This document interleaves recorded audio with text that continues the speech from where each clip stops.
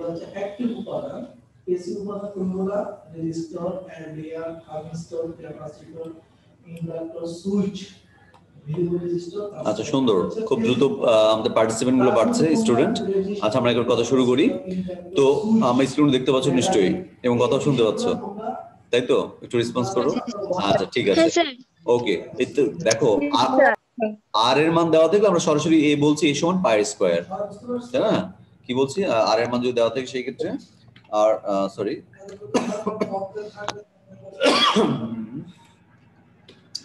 এ equal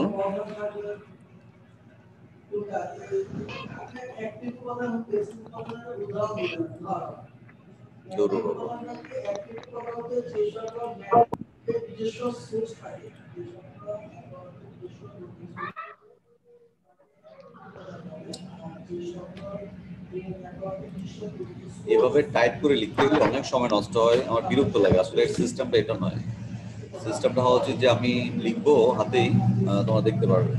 কি হলো square উপরে উঠছে না জানো?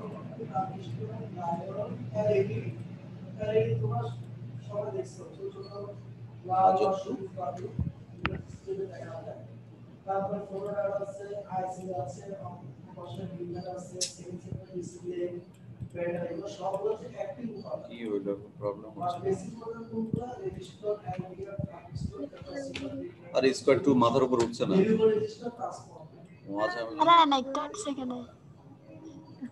কি যে হইলো এর পায়ের জন্য নাকি? আচ্ছা আচ্ছা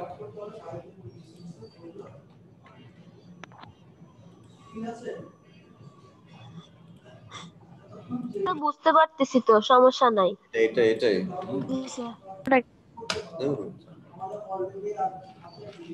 শুনবে তো স্যার? ঠিক আছে তো। এখন আমি যদি জি স্যার। আচ্ছা ডির মান দেওয়া থাকে, যদি এই ক্ষেত্রে আমি পায়ের মানটা কিভাবে বের করব, এর মান কিভাবে বের করব বলো? Is equal to pi square d by কি জানি কে প্রথমে pi d square by 4 pi d square, এটা ডি। আচ্ছা ডি স্কয়ার ধরে নাও, এটা মাথার উপর উঠছে না। আচ্ছা sir, pi d square by 4। হ্যাঁ, তাহলে এখন যদি কেউ বলে স্যার আমার তো এত সূত্র মাথায় থাকে না, আমার মাথার ক্যাপাসিটি কম, মেমোরি কার্ডের ঝামেলা আছে, তো এখন সে চাইলে এটা দিয়ে মনে রাখতে পারো। সেটা কি একটা মেয়ে কিছুক্ষণ আগে বলেছে স্যার ডির মান যদি দেওয়া থাকে আমরা সেখান থেকে খুব অনায়াসে আর এর মানটা বলতে পারি। আর কি, আর ইকুয়াল ডি বাই 2। এটা বড় হাতের আর হবে না, ছোট হাতের আর এর মান হচ্ছে ডি বাই 2। তাহলে যদি এই ডি মান যেটা দেওয়া থাকবে সেটা 2 দিয়ে ভাগ করে আর পাইলে, আর পাওয়ার পর এই যে এই জায়গায় বসাবে, ঠিক আছে? তাহলে এই পাওয়া যাবে। আচ্ছা এগুলো হচ্ছে বই দেওয়া আছে, এই রিলেটেড অঙ্কগুলো অ্যাভেলেবেল দেওয়া আছে, কিন্তু মেয়েরা ভুল করে কোথায় সেটা আমরা একটু কথা বলি। আর একটা হচ্ছে আমি ভলিউম দিয়ে যে আয়তন দিয়ে যেটা শিখালাম এটা তো শিখলে নিশ্চয়ই, তাহলে বাসায় প্র্যাকটিস করবা। এখন মেয়েরা ভুল করে কোথায়, ক্ষেত্রফল বের করতে যে আর এর মান দেখো কোন এককে দেওয়া বলো তো, আর এর মানটা কোন এককে দেওয়া? মিলিমিটারে। কিন্তু আমি বারবার বলছি যে এই যে সূত্রটা যেটা দেখতে পাচ্ছ, এই সূত্রতে আর এর মান ওহমে থাকতে হবে, রোর মান থাকতে হবে ওহম মিটার, এল এর মান থাকতে হবে মিটারে, আর ক্ষেত্রফলের মান থাকতে হবে বর্গ মিটারে। এর বাইরে যে কোনো একক যদি থাকে, এর বাইরে যে কোনো একক থাকলে সেটা অবশ্যই এমকেএস বা এসআই পদ্ধতিতে কনভার্ট করতে হবে। কথা বুঝছো নিশ্চয়ই? তাহলে বলো আর এর মান মিলিমিটারে দেওয়া আছে, তাহলে মিলিমিটার যদি দেওয়া থাকে সেই ক্ষেত্রে যদি আমি এর মানটা বের করি তাহলে নিশ্চয়ই বর্গ মিলিমিটার পাবো। বর্গ মিলিমিটার পাবো না? তো বর্গ যদি বর্গ মিলিমিটার পাই তাহলে সেটাকে আবার বর্গ মিটার নিয়ে যেতে হবে। তো আমি মেয়েদের পরামর্শ দেই যে তুমি এই জায়গা থেকে একে মিলিমিটারকে এটাকে মিটারের আগে কনভার্ট করো, এটাকে মিটারে কনভার্ট করো। তো মিটারে কনভার্ট করলে কি হয়? 1.2 × 10⁻³ এই তো বুঝতে পারছো যে মিলিমিটার, মিলি মানে হচ্ছে 10⁻³ তাহলে মিটার ইনটু 10⁻³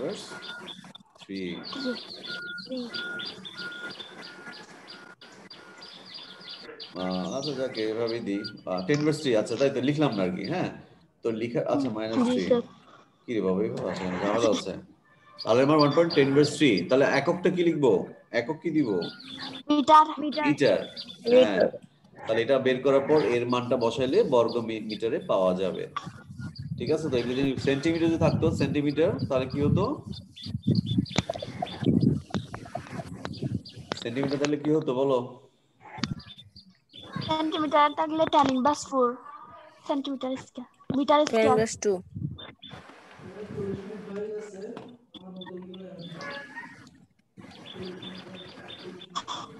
tan ইনভার্স 2।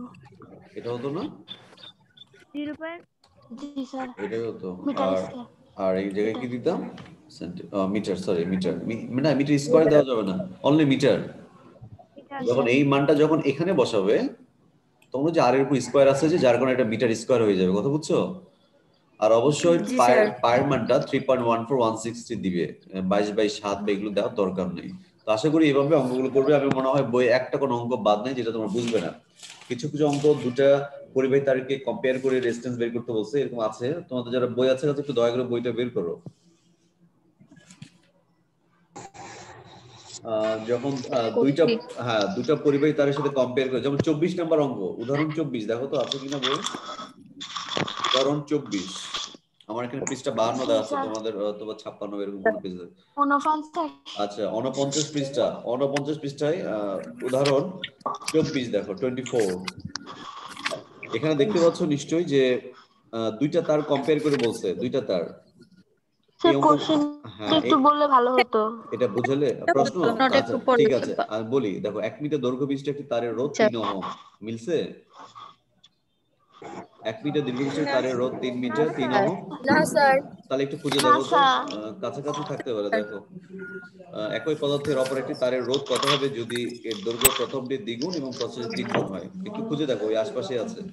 উদাহরণ 13। তোমাদের 13? 30 নাম্বারটা। 13, হ্যাঁ 13তেও আছে এরকম একটা অঙ্ক। হ্যাঁ উদাহরণ 13। 13 তো আছে, কিন্তু 24 25 এদিকে নাই। 24 25 উদাহরণ। 30 নাম্বারটা আমাদের। ওকে, 1 মিটার দীর্ঘ বিশিষ্টটা 30 নাম্বার। আচ্ছা এই দেখো সবাই 30 নাম্বার, 30 30 উদাহরণ 13।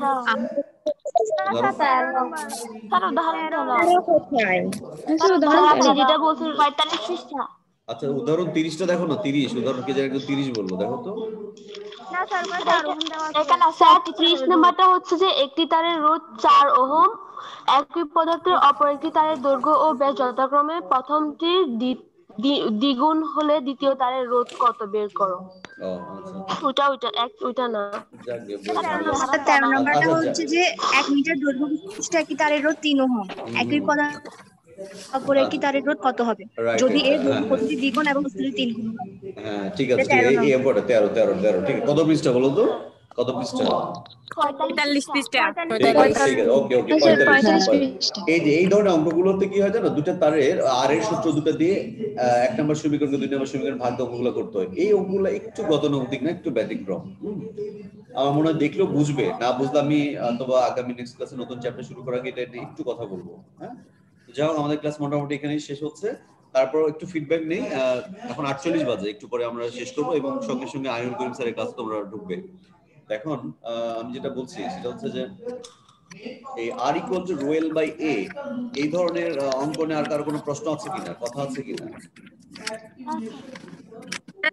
আচ্ছা কথা নাই, কিন্তু কথা আমার আছে, একটু শোনো। সেটা হচ্ছে এতক্ষণ তো জাস্ট রেজিস্ট্যান্স কি আর এর মান বের করলাম, মাঝে মধ্যে ওই পরিবাহের উপাদানের আপেক্ষিক রোধের মান বের করে রোর মান বের করতে বলে।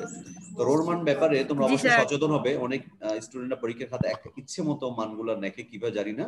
তুমি নিজেই টের পাবে যে তোমার রোর মানটা অ্যাকুরেট হলো কিনা, ভুল হলো কিনা। কিভাবে? রোর মানের যে আমাদের বই চ্যাপ্টারটা দেওয়া আছে, ওই টেবিলটা 2.3 নম্বর আর্টিকেলে, টেবিলে খেয়াল করবা প্রত্যেকটা রোর যে বিভিন্ন উপাদানের রোর যে একটা চার্ট দেওয়া আছে, সেই চার্টে দেখবা যে 10 এর সূচক অলওয়েজ 10 ইনভার্স 8, মনে পড়ে 8। তো তোমরা যখন পরীক্ষা এবং সামনে হয়তো 1.72 1.64 বা 2 পয়েন্ট সামথিং এরকম আছে না। তো এখন তোমরা পরীক্ষায় ক্যালকুলেটর টিপতে গিয়ে ক্যালকুলেশন করতে গিয়ে হঠাৎ তোমরা টের পাচ্ছ যে 10 ইনভার্স 8 আসে, 8 ইনভার্স 12 আসছে, 8 ইনভার্স 4 আসতেছে, তাহলে বুঝে নিবে যে তোমার অঙ্কটা ভুল হচ্ছে কোথাও। এটা একটা আমি জাস্ট টেকনিক তোমাদের বলে দিলাম যে রোর অ্যানসারটা বা অঙ্কটা ঠিক হলো কিনা রোর ক্ষেত্রে।